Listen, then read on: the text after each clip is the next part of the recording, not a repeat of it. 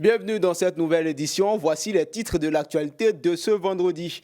Liste électorale définitive des cadres du PDCI demande une nouvelle convention après la radiation de Tidjane Thiam, président du parti. Tabaski 2025, les départs pour la fête se multiplient. Abidjan, la capitale économique, se vide de plus en plus. Constat dans les gares et sur la route dans ce journal.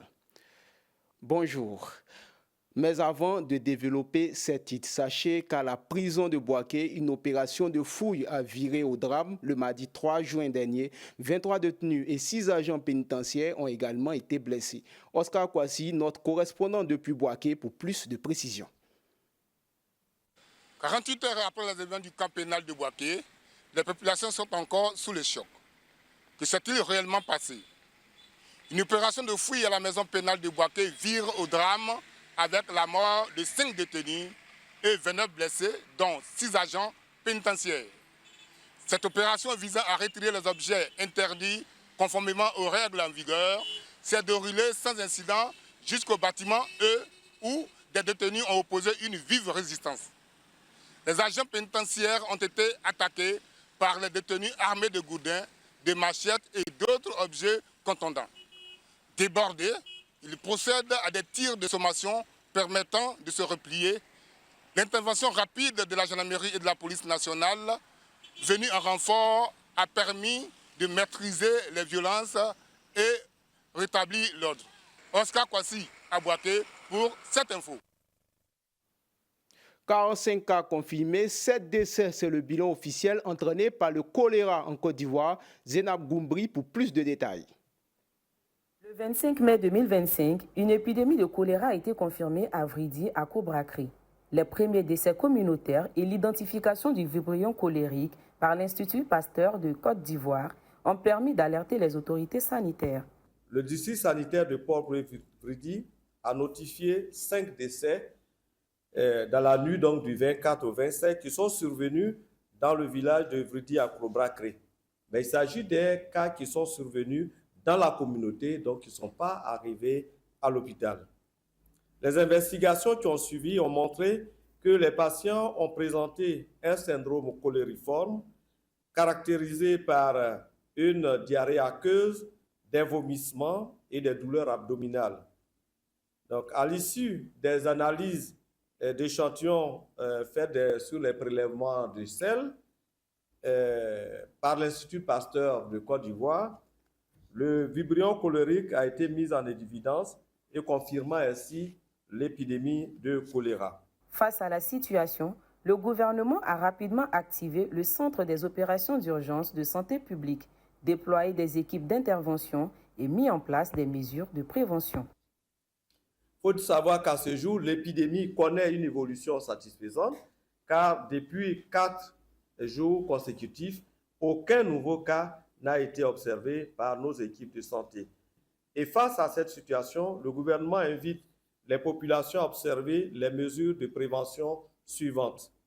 Boire de l'eau potable, notamment l'eau de nos robinets quand vous en avez, ou potabiliser l'eau quand il s'agit de l'eau qui peut être suspecte. Éviter de consommer les eaux vendues en sachet, qui ne sont pas des eaux sûres. Se laver régulièrement les mains à l'eau et au savon avant de manger et après les toilettes. Protéger les aliments contre les mouches. Laver les fruits et légumes avant consommation. Bien cuire les aliments avant leur consommation. Éliminer surtout les sels dans les latrines ou les WC modernes. Et se rendre immédiatement au centre de santé le plus proche en cas de diarrhée aiguë et vomissement. Grâce à ces actions, l'épidémie est en régression avec 0 nouveau cas depuis 4 jours. Les autorités locales et sanitaires poursuivent la surveillance et appellent les populations à maintenir les mesures d'hygiène, surtout en cette saison des pluies. La Côte d'Ivoire, à l'instar de nombreux pays signataires de la Convention de Stockholm, a célébré la Journée mondiale de l'environnement sous le thème « Mettre fin à la pollution plastique ». Une occasion aussi pour certaines associations de faire la promotion des droits de l'enfant en lien avec l'environnement et le développement durable. Denis Quadio pour plus de précisions. Comme chaque 5 juin, le monde célèbre la Journée mondiale de l'environnement.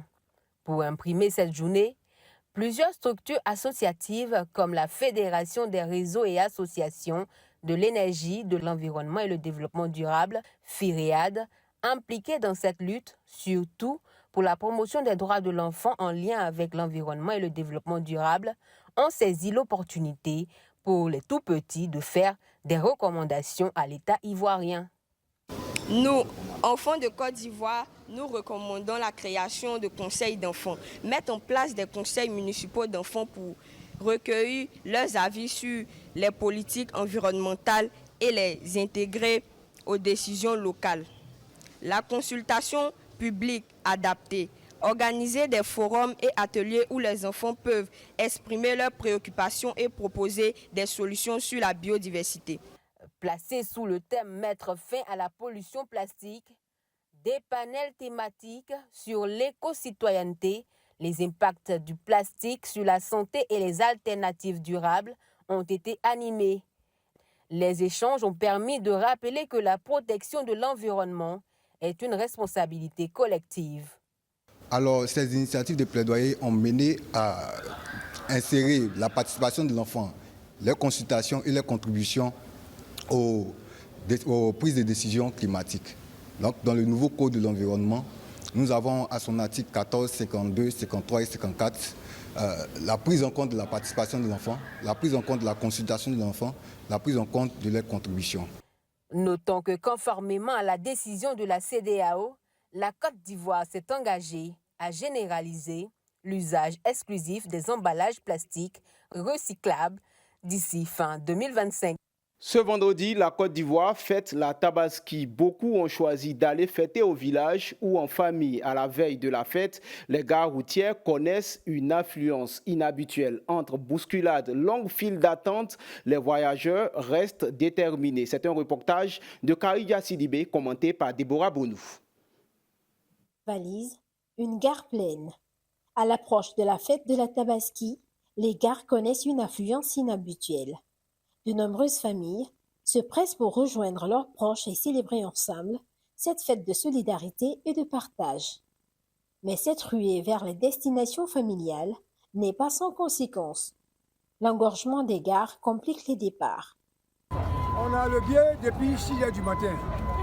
Le billet, le 6e départ. Et jusque-là, nous sommes là. Bon, il n'y a pas d'entrée. On ne trouve même pas de route même pour entrer à la gare.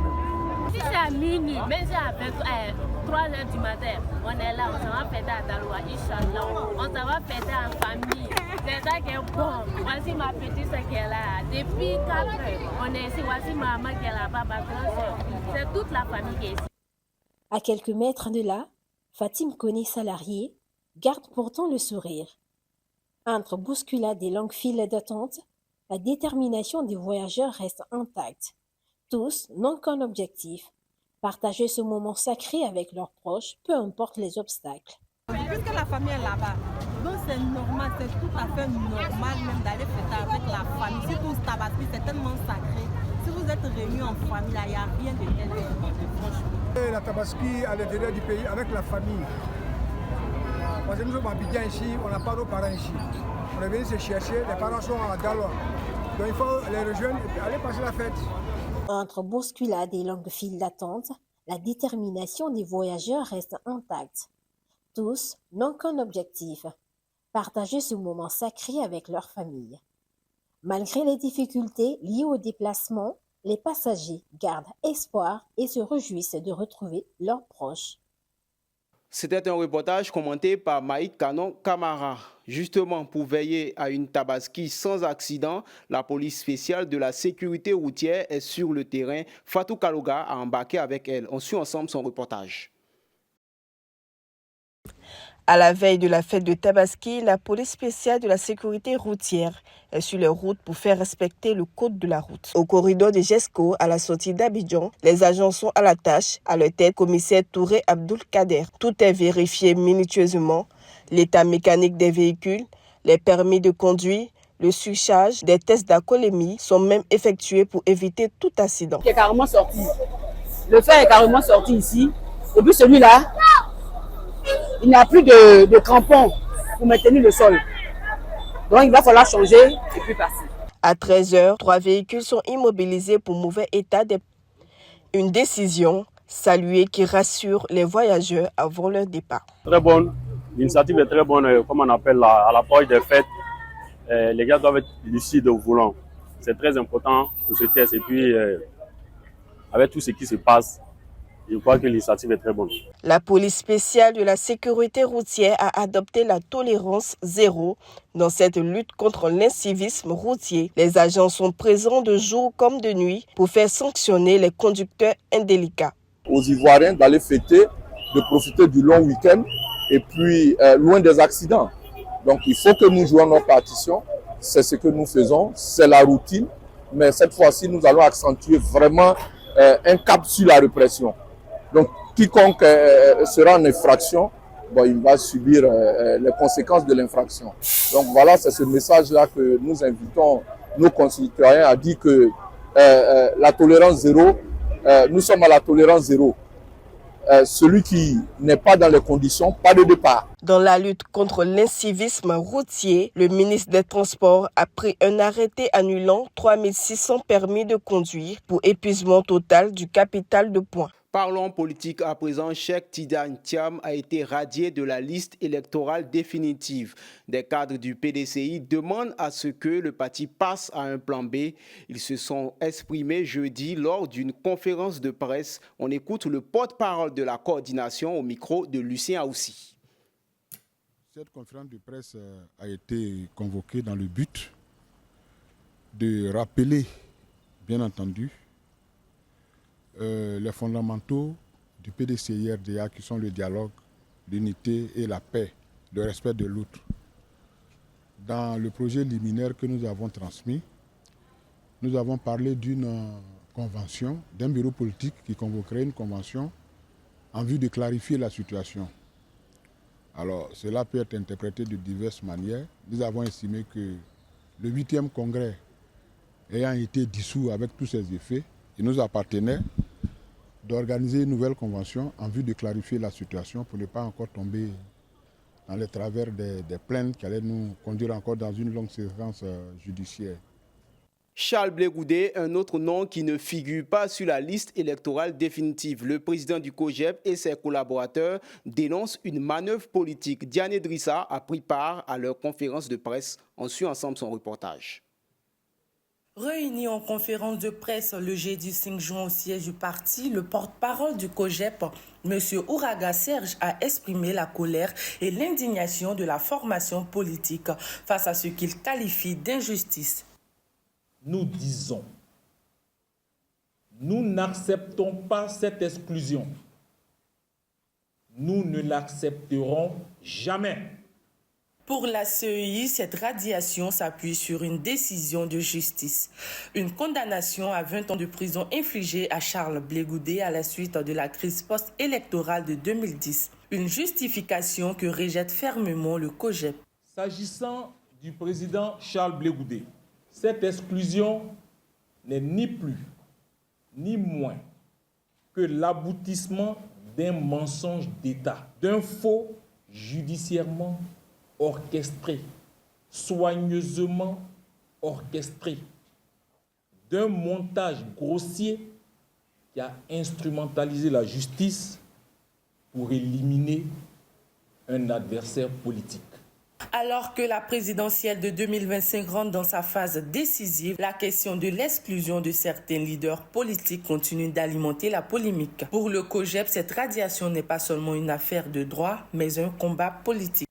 C'est la fin de cette édition. Merci à tous de nous avoir suivis. L'information continue sur cette info et sur cetteinfo.ci.